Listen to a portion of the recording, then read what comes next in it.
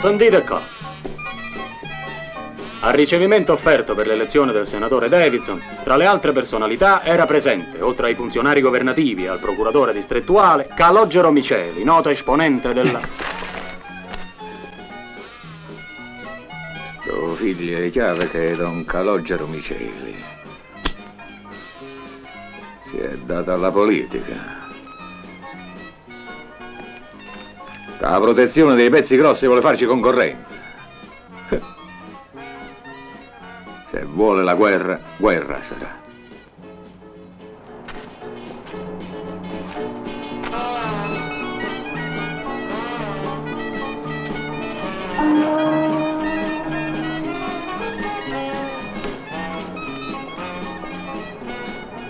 È in campana, eh? Perché c'è qualcosa nell'aria? Avverte Don Calogero che è stato segnato.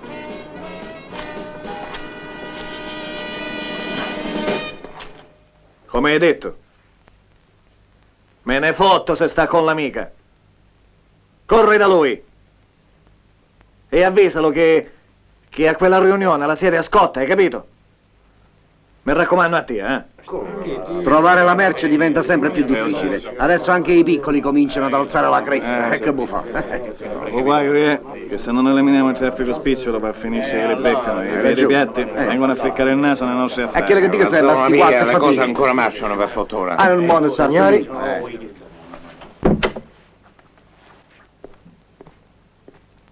Salutiamo a tutti e scusatemi per il ritardo. Un incidente imprevisto mi ha impedito di essere puntuale.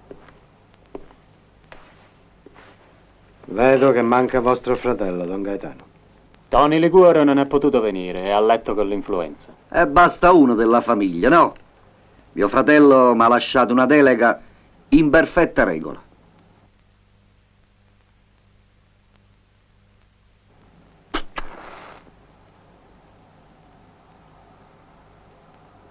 Apriamo la seduta. Siamo tra amici e persone onorate.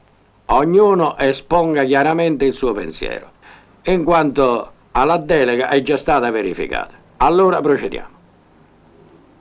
Sappiamo tutti perché ci siamo riuniti. O business e o business. E non dobbiamo andare troppo per il sottile.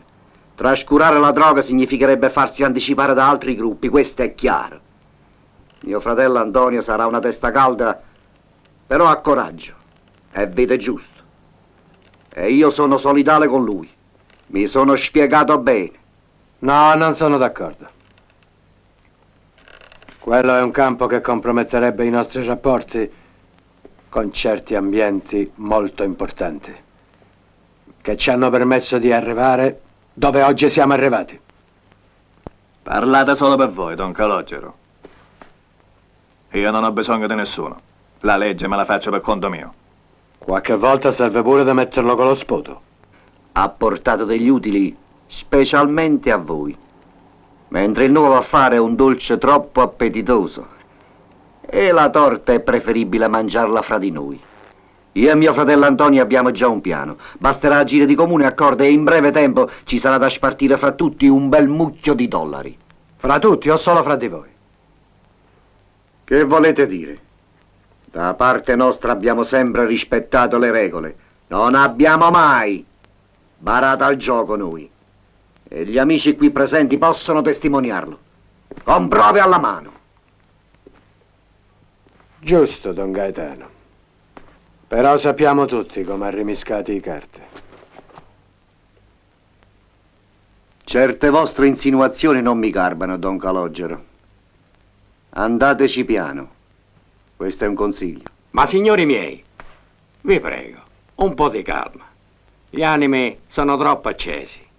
Direi di rimandare la discussione a un altro giorno. Tolgo il disturbo. Andiamo, Angelo.